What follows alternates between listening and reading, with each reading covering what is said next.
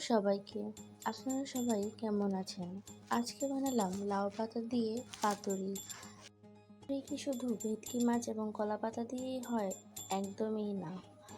লাউ পাতা দিয়ে অনেক রকম পাতুরি বানানো যায়। তাই আজকে একটু অন্যরকম চেষ্টা করলাম।